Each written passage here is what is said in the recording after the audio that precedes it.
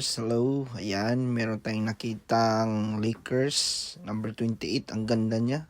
Tapos meron tayong Lakers number 8.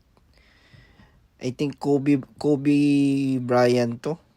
Ganda talaga nitong mga uniform na to. So, ayan, Kobe Bryant 8 sa harap, 24 sa likod. At si Mora, no? Sobrang ganda talaga. Solid na solid, oh. Yan mga kalabs. So, makikita nyo. Wow. So, yan. Kahanap din tayo ng mga shorts ng mga Jordan. Yan, oh. Ang gaganda. Yan mga kalabs. Ito pala mga kalabs. Ito yung mga bagong nabili kong mga shoes. Ayan. Running shoes ko. Nike. Ayan.